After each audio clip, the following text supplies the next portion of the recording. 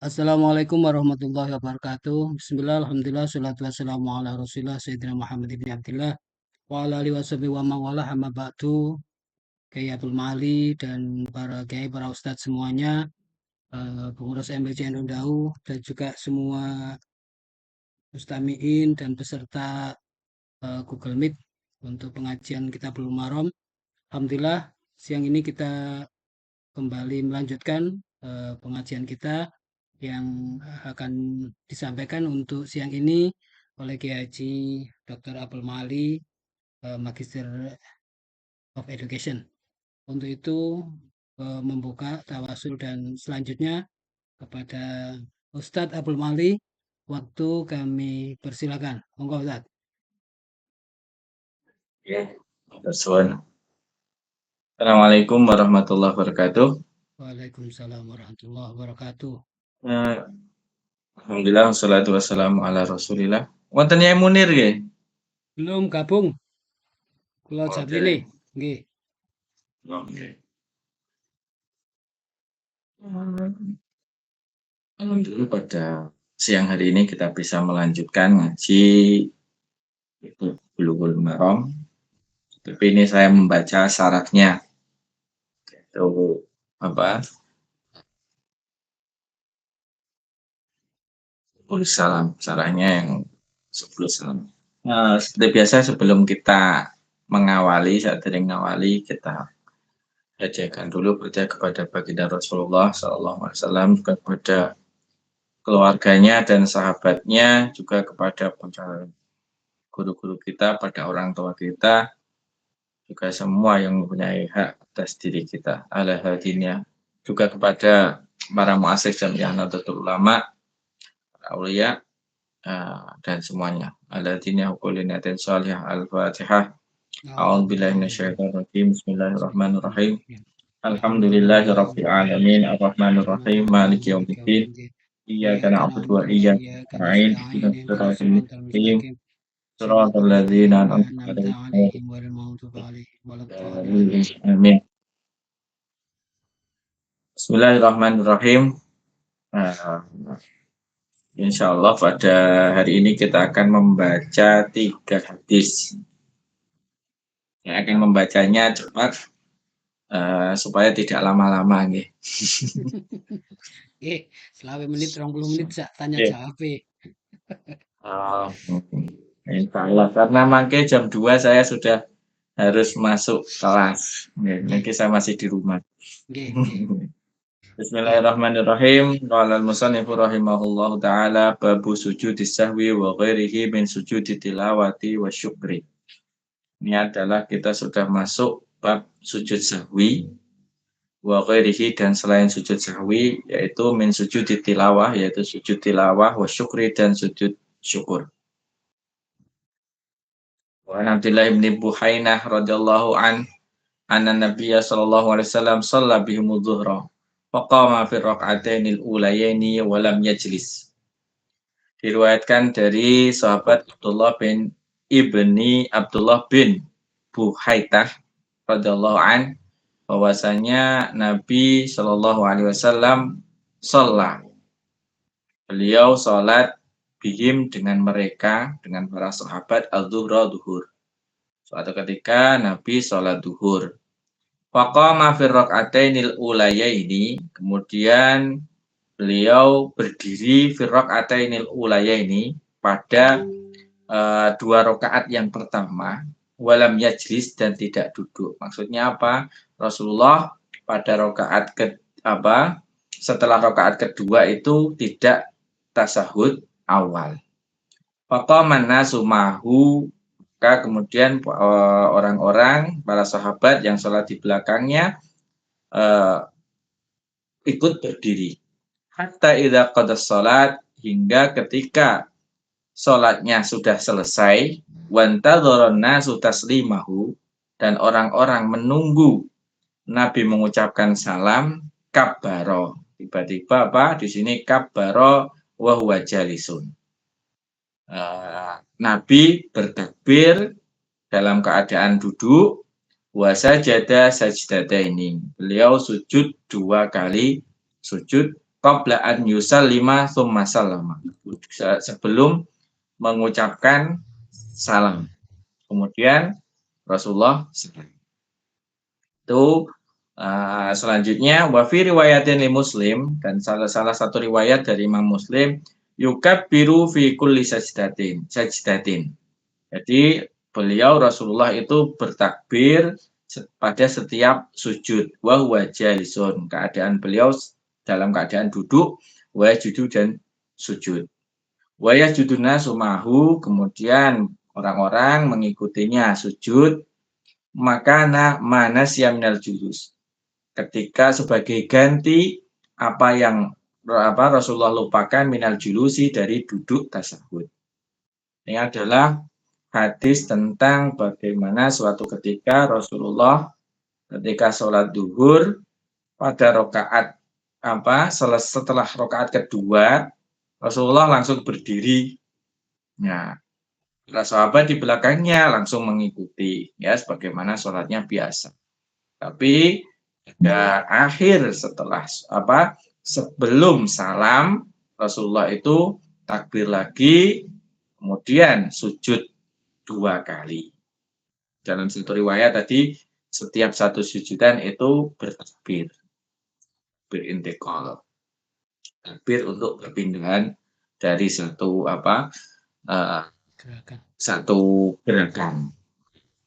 Ini adalah bagaimana ini merupakan dalil, ya. Dari hadis ini ulama Ibnu Hambal, Imam Ibnu Hambal ini mengungkapkan bahwasanya tasyahud awal itu wajib. Nah, itu kenapa Rasulullah setelah beliau tidak melakukannya, itu Rasulullah melakukan sujud sahwi. Nah, tetapi itu pendapatnya Imam Ahmad Ibnu Hambal. Tapi kalau pendapat ulama yang lainnya, nah, tasyahud awal itu bukan termasuk wajib, tetapi bukan rukunnya, tetapi sunnah. Kenapa? Karena ketika sunat af'ad, jadi bisa diganti dengan sujud sahwi. Jadi tidak ditinggalkan, tapi diganti dengan sujud sahwi. Nah, dalam hadis ini juga diterangkan jelas bahwasanya sujudnya Rasulullah, sujud sahwi melakukannya sebelum salam. Ini dalil ketika melaksanakan sujud sahwi itu tempatnya itu sebelum salam. Tapi nanti ada hadis yang lain yang menunjukkan bahwasanya letak sujud sahwi itu setelah salam. Nah, itu yang menjadi perbedaan para ulama, bahwasanya sujud sahwi itu kalau menurut hadis ini dilakukan sebelum salam, tetapi hadis yang lain nanti di bahasan yang lainnya nanti sujud sahwi itu dilakukan setelah salam. Ada yang membedakannya. Kalau itu kurang itu sebelum salam. Kalau itu lebih itu kelebihan berarti dilakukan setelah salam. Nah, itu ada pendapat ulama yang semacam itu. Wa Nabi Hurairah radhiyallahu an qol, diriwayatkan dari sahabat Abu Hurairah radhiyallahu an, beliau berkata, "Shallan Nabiyyu sallallahu alaihi wasallam." Nabi Muhammad sallallahu alaihi wasallam bersabda, salat ihda salatail asyyi raka'ataini.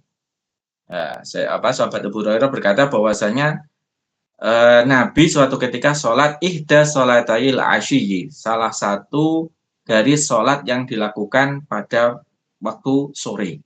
Jadi ini salatail asyyi, sholat yang dilakukan setelah tergelincirnya matahari, yaitu kalau enggak zuhur ya asar.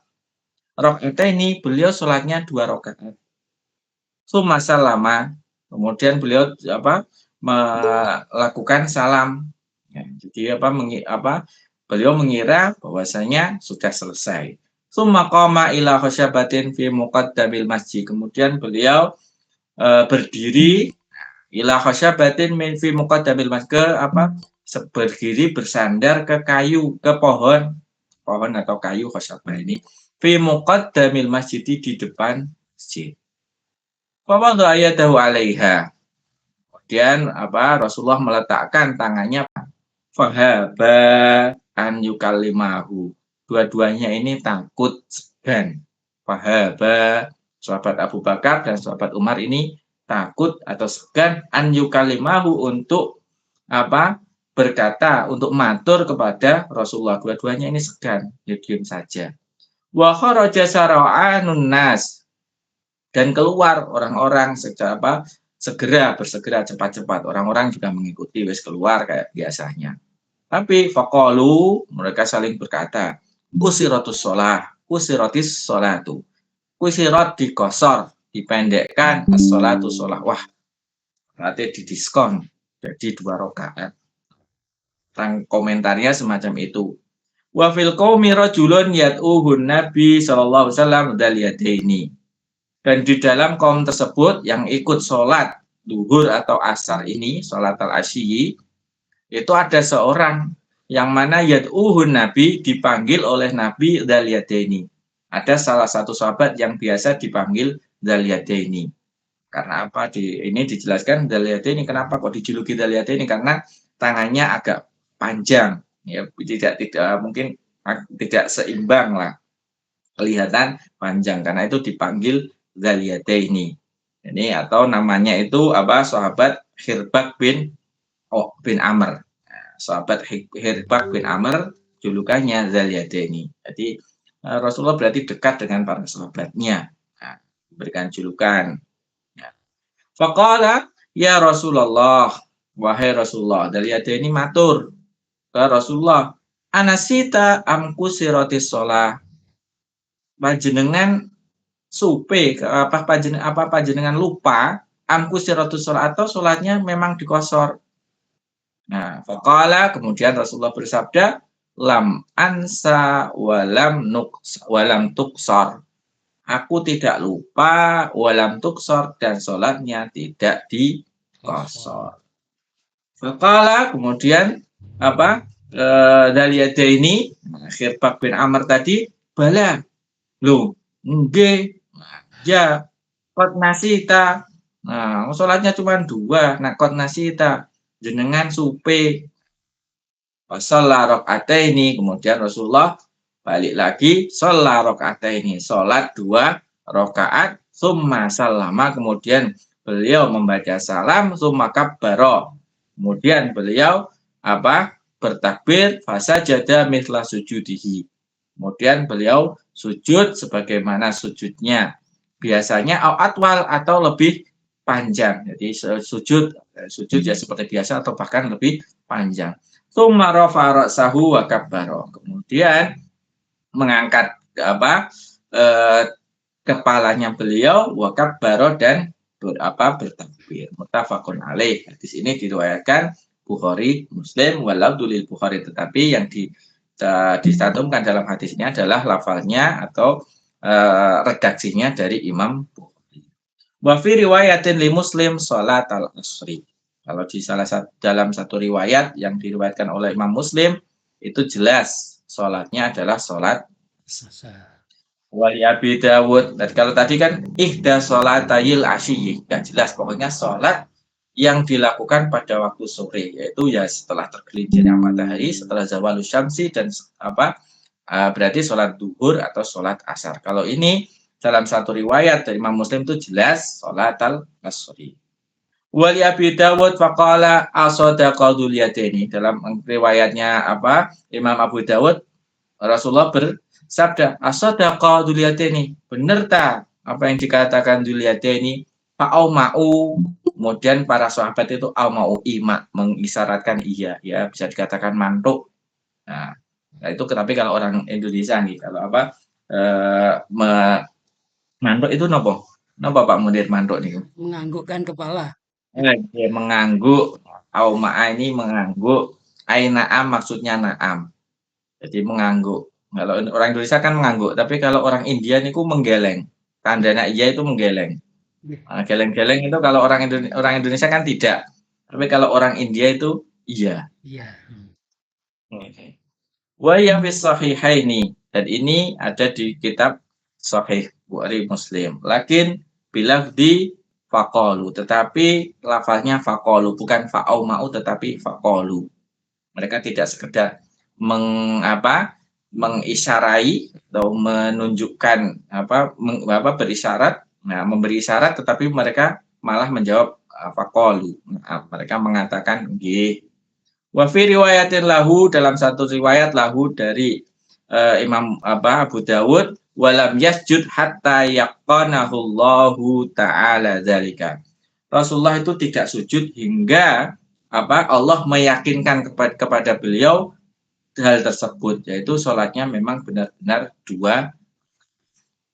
Nah, ini Rasulullah memberikan. Nah, ini kan salah satu masuk Rasulullah lupa. Nah, itu dijawab para ulama, itu ada salah satu hadis yang ini dari di Ihya ada. Nah, saya mendengarnya dari Gus Bahak. Nah, Rasulullah itu tidak lupa, la ansa, walakin unassa hatta usyri'a. Insyaallah redaksinya semacam itu. Jadi Rasulullah itu tidak lupa, tetapi beliau dibuat lupa oleh Allah supaya tercipta satu syariat. Ini apa yang terjadi, bahwasanya para ulama dari hadis ini berpendapat bahwasanya kalau terjadi demikian, terjadi lupa, jadi berbicara dari orang yang meyakini bahwa sholatnya selesai itu tidak membatalkan sholat.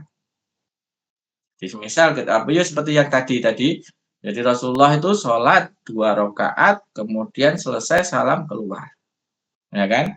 Nah, terus kemudian sampai ada percakapan dengan Dzaliyadain tadi. Nah, terus ada sampai bisa dikatakan lumayan lama. Nah, kejadian semacam itu Rasulullah berbicara itu tidak membatalkan sholat meskipun terjadi dialog. Tetapi itu dialog bagi orang yang meyakini bahwa sholatnya selesai. Nah, itu madhabnya jumhur. Tetapi kalau madhabnya Abu Hanifah itu tetap membatalkan sholat. Karena berpegangan pada hadisnya di sini siapa ya?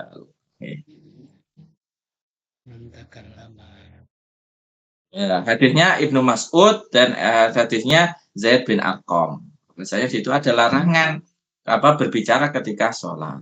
Nah, Imam Abu Hanifah mengatakan hadis ini dinasah. Tapi para ulama, para jumhur mengatakan bahwasanya enggak, hadis ini itu setelah hadis tentang larangan untuk berbicara ketika sholat. Jadi tidak, ini ada satu peristiwa khusus. Jadi ini memang benar-benar dalil bahwasanya itu hal tersebut adalah berbicara bagi orang yang menyangka bahwa sholatnya sudah selesai, itu tidak membatalkan puasa. Kan ada statement yang salah satu ulama yang mengatakan jika orang itu ragu terus membatalkan sholatnya dalam keadaan yang semacam itu malah dikatakan tidak baik. Jadi disarankan ini sahibu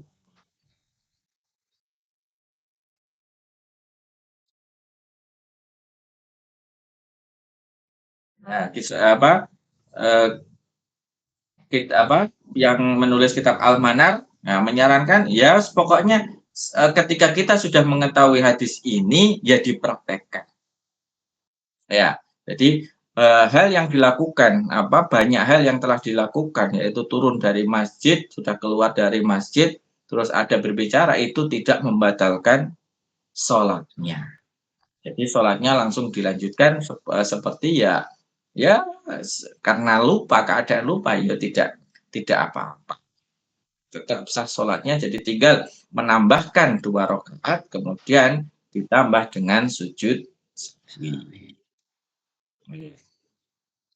Terus niki hadis yang terakhir, kalau di kitab saya ini nomornya 3, mungkin di kitab yang lainnya nomornya beda-beda, nggih. Wa fi riwayatin itu 1 nomor. Kalau Hadis yang kedua kalau masih satu tema pembicarakan itu dimasukkan dalam satu nomor. nomor. Tadi itu banyak sekali hadisnya, kalau ini digabungkan dalam satu nomor.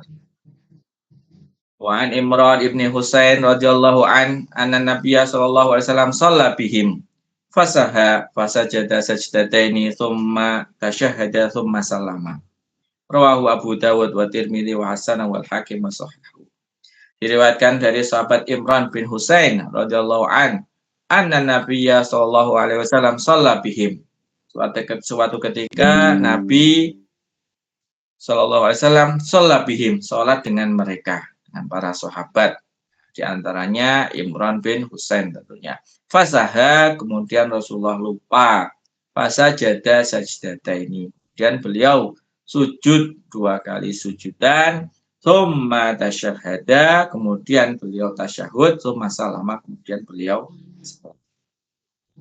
Rawahu Abu Dawud wa Tirmidzi wa Hasan wal Hakim wa sahahu. Diriwayatkan oleh Imam Abu Dawud dan Tirmidzi dan Imam Tirmidzi, dan beliau menganggap hasanahu. Imam Tirmidzi menganggap hadis ini hadis yang hasan. Wal Hakim, begitu juga Imam Hakim An-Nisaburi wa sahahu, dan beliau menganggap hadis ini adalah hadis yang sahih. Nah, senada dengan hadis yang tadi, ini bahwasanya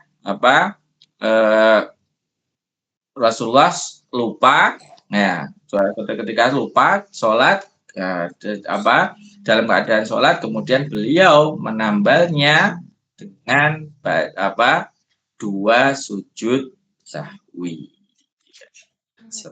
kemudian baru salam. Itu adalah 3 hadis yang kita baca hari ini. Semoga bermanfaat tentang sujud sahwi tersebut. Ampun Pak Munir. Nggih, matur Nek nuwun. kula benten kalih niki Yai Munir. Yai Munir kathah ijazah. Ijazah kuatah. Kula mboten gadah ijazah. Nggih, makin baik sani nambah. Nggih. Monggo. Oke, para Yai, ada sekitar 7 sampai 8 menit ya ini karena Ustadz Abu Mali juga OTW ke kampus ngajar jam 2. Monggo di antara peserta grup di Google Meet yang mau bertanya disilakan atau mendiskusikan atau mungkin Mbah Munir menambahkan terkait tentang sujud sahwi ketika ada yang terlupa rukun apa tadi ya, beberapa kesunahan sholat. Monggo. Mungkin Mbah Munir dulu menambahkan atau yang lain muncul pertanyaan. Mbah Munir dada. Mungkin kalau tangkle Ustadz Abu Mali, apakah kemudian 2 sujud itu bacaan duduk di antara 2 sujud dan bacaannya serta salam setelahnya itu termasuk bagiannya atau bagaimana? Mohon penjelasan. Karena selama ini kita kalau misalnya terlupa kunut misalnya, ya ada duduk di antara 2 sujud dan bacaannya, dan juga kemudian setelah sujud yang kedua salam. Mohon ada penjelasannya. Matur nuwun.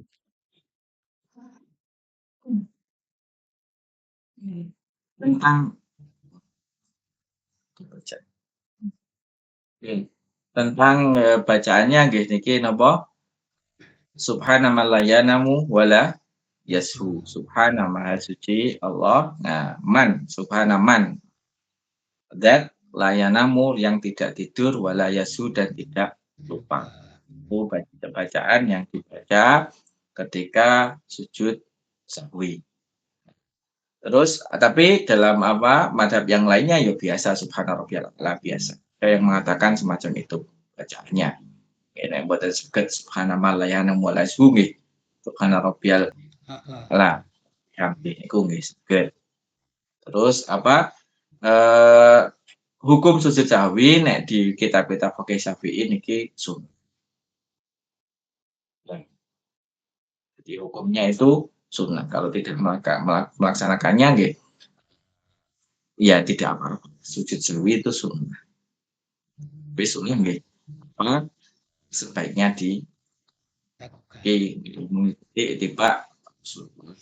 Waalaikumsalam. Yang antara dua sujud sahwi itu, apakah juga membaca Robbi firli warhamni wajiburni itu atau bagaimana? Oh, kalau bacaan di antara dua sujudnya di sini tidak. Saya belum mendapatkan keterangan apa yang dibaca di antara dua sujud tadi. Berarti tidak ada apa semacam itu tidak baca mboten napa-napa. Saya tidak mendapatkan dari literatur yang saya baca tidak menemukan bagaimana apa yang ada bacaan khusus di antara dua sujud sahwi atau tidak. Itu bisa semacam itu. Kalau salamnya ya tersebut sebagai bagian juga ya, atau langsung wirid gitu atau bagaimana? Salam setelah sujud sahwi salam. Semuanya riwayat yang ada nih salam. Salam. Nah, saya jadi tadi salam. Dan monggo yang lain. Pak Gofur, monggo. Assalamualaikum. Langsung dikeraskan suaranya. Ya, assalamualaikum. Waalaikumsalam. Langsung, Derek banget Yai. Nggih. Nggih. Niki wonten permasalahan Yai. Berat apa mboten nih, Yai? Nggih, halo. Langsung berat apa permasalahan terkait dengan sujud sahwi niki. Nggih. Biasanya kan rencang-rencang niku nggih, kalau sholat subuhnya terlewati, tegese bangkong, ya. Asli kan ngodoki ngoten nggih Yai nggih. Ketika mengodoki sholat subuh, otomatis kan waktunya di luar waktu sholat subuh dan dilakukan di dalam masjid, yang mana masjid itu ya banyak orangnya. Nah, ketika pas tepat sholat kodok subuh, si musolli itu mau kunut nggak dilakukan, tapi langsung rukuk, langsung ketika sebelum akhir salam dia sujud sahwi. Hal semacam itu angsal napa mboten Yai? Mboten. Ya. Matur nuwun takoni Yai.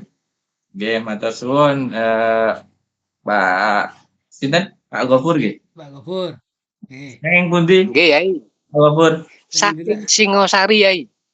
Loh, kok tebih? Nggih, niki kula mahibin jenengan niki. Oh, nggih. Nggih. Kunut niku sebagaimana pembahasan terdahulu di kitab-kitab napa fikih Syafi'i kan hukumnya sunnah. Nggih. Hukumnya sunnah mboten dilampahi mboten napa-napa. Nggih. Sunnah. Lah, bagaimana menggantinya? Nek itu nek apa? Tapi nek madhab Syafi'i niku bisa di apa sunah abad niku bisa di kalau lupa bisa diganti dengan sujud sahwi. Sujud sahwi juga sunah hukumnya. Oke. Lah ketika semacam itu melakukan itu seperti menurut saya niku membuat syariat baru. Nah, saya mengatakan niku bisa membuat syariat baru. Nggih sunah ketika nampa isin nggih mboten dilampahi, mboten ben mboten fitnah, nggih mboten napa-napa nek kula mending mboten sujud sahwi. Wong mboten keadaanane mboten lupane kan lupa tidur. Tidure kebablasan. Mboten lupa dari napa gerakan-gerakan salat. Nggih. Sunat kunut niku mboten dilampahi mboten napa-napa. Madzhab Syafi'i niku sunat. Nggih. Nek ditambah niku malah niku nek menurut kula mboten angsal. Niku gerakan tambahan di dalam salat niku mboten termasuk larangan niku. Gerakan tambahan mboten supe ditambahi sujud sahwi. Niku gerakan napa tambahan sing bisa bahkan bisa membatalkan salat. Insyaallah ngoten nek jawab kula. Mbah mungkin monggo Halo, Pak Fazar. Mas. Kalau menangkap saking yang ditanyakan Pak Haji Ghafur niku wau, kadose mboten karena lupa, memang disengaja. Jadi si musoli ini karena bangunnya kesiangan sehingga sholat subuhnya ini dikodok, sedangkan melaksanakan kodoknya ini di masjid. Misalnya taruhlah jam 6 mungkin masih banyak orang di masjid. Nah, sehingga dia memang sengaja untuk tidak kunut supaya karena malu mungkin kalau kunut.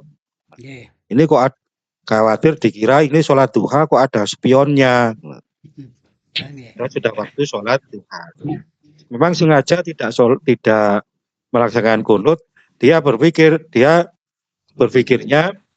akan dilaksanakan sujud sahwi saja. Wis engko ae aku tak sujud sahwi ae gantine kunut. Lah model seperti ini apakah memang dibenarkan atau bagaimana?